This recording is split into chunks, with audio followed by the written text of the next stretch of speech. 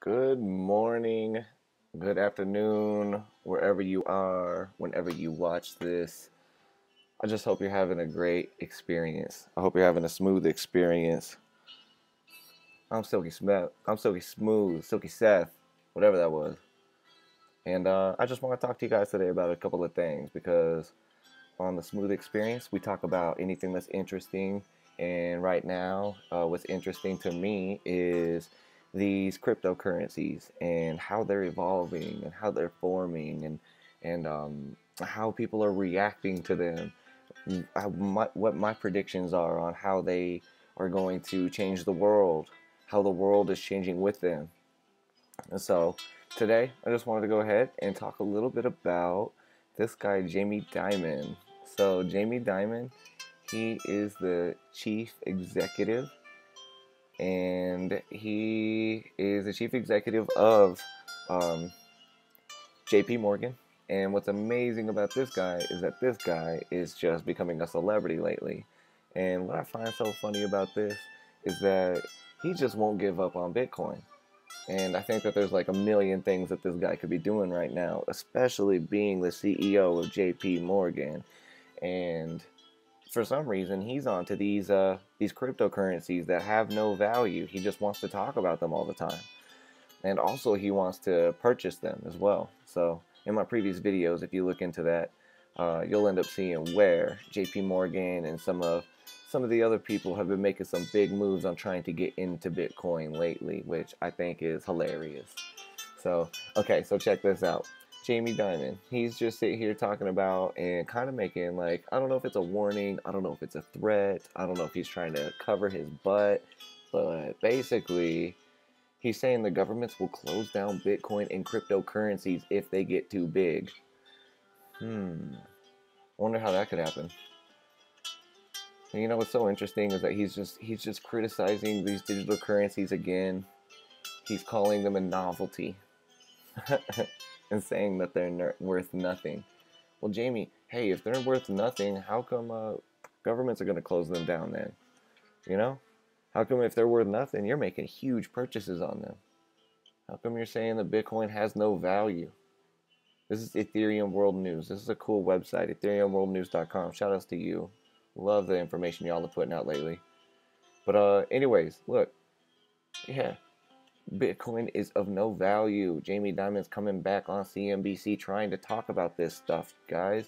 Go up here to cnbc.com and you will see this on the front page. And it's a video. You can watch it. Check out what this guy's saying. It's pretty interesting. So he's saying that governments are gonna shut it down if it gets too big. So why are you saying that publicly? And also, why are you making purchases?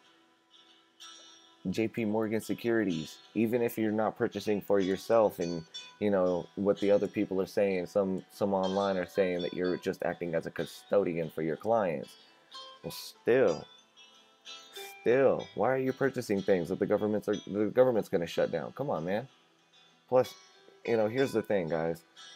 My reaction to this is that, there's validity to what he's saying. I'm not saying that, this is just completely off base, but there is validity to what's going on here. Cryptocurrencies are huge. And what he's trying to say, that I'll say in a different way, is that there are people in places of power that don't want to lose that power. And they're going to fight tooth and claw to make sure they don't lose that power. Whether that be they're going to talk crap about Bitcoin, whether that be they're going to buy into Bitcoin in such a big position of Bitcoin, so that way you don't lose your power and you maintain your power in even the Bitcoin sphere. Whatever you're going to do, you're going to end up trying to keep your power if you're in a position of power. And I mean, CEO, biggest bank. It's like, come on, man, that's a pretty high position of power to me. So like, all I know is that this guy is definitely trying to say some things, and I don't know, how true, how false it is.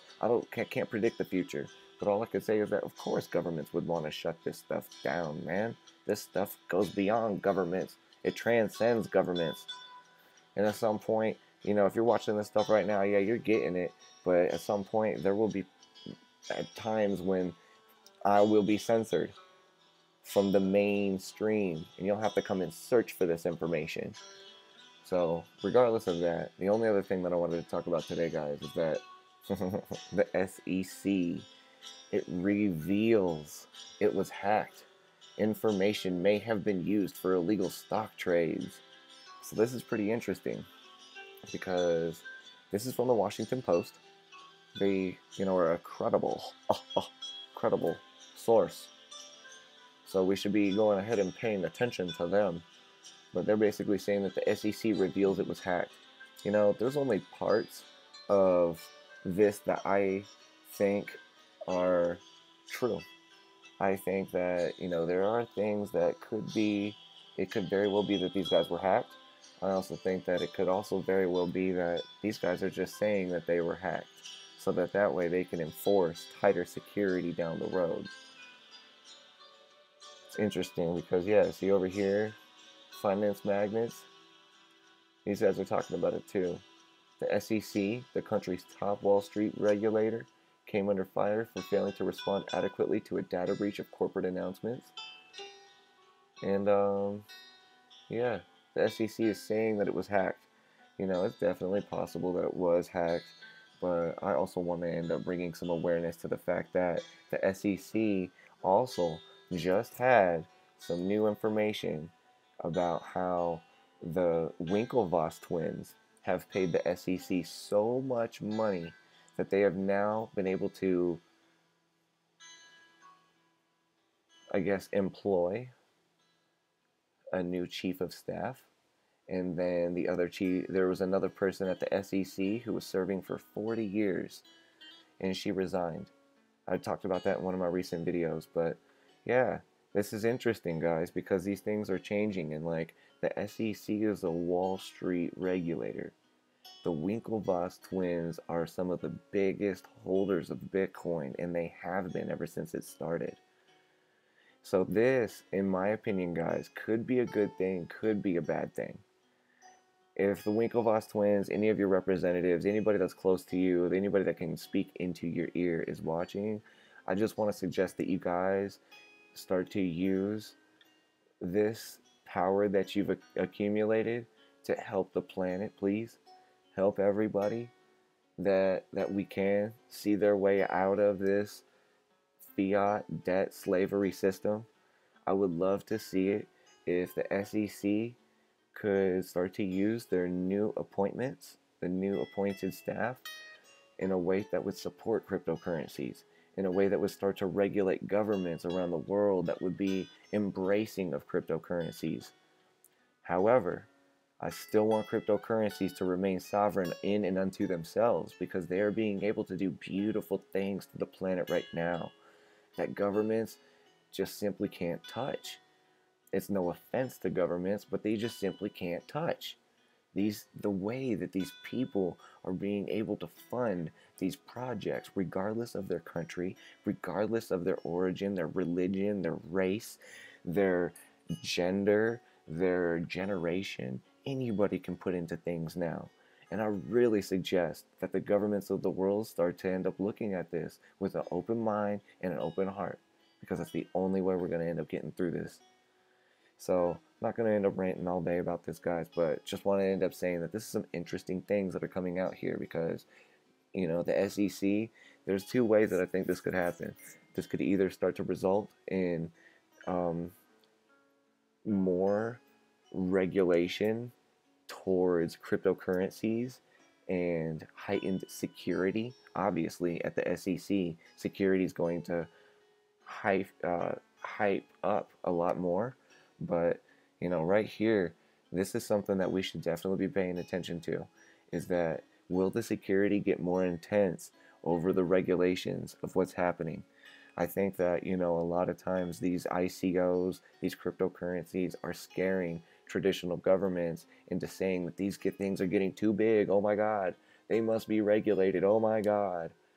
And I get it. I understand why you would say that if you're in one of those positions of power. And you may end up being a completely innocent person with a good heart saying, hey, I'm not into this Illuminati thing. I'm not into trying to control people. I'm not into like centralization at all. I'm just into helping people, and I'm in a public service position to help people, and that's the way I look at it. So I'm trying to come at it with my heart and my mind, and my third eye open. But I still want you guys to recognize that like these things are innovative. There is a time when governments and regulating bodies need to step into the background just for a moment and start to observe how economics is playing out. Start to observe how commerce is being facilitated around the earth. And then start to change the way you look at things in your heart and in your third eye. And then step from the background and start to invite yourself into the foreground and start to make things attractive to cryptocurrency users. Start to make things attractive to these projects that are trying to start up and do things with the planet that we could have never done before. If you start to do that, then it's going to start to end up looking like it's going to be hard for me to end up saying no to some of the ways that you guys are accepting this. So I'm not going to go on to too long of a rant here, but it's just something that I felt was close to my heart, and I wanted to end up saying it to you guys. So if you like what I'm talking about here, do what you got to do below. This is Silky Smooth. I'll see you on another episode of The Smooth Experience.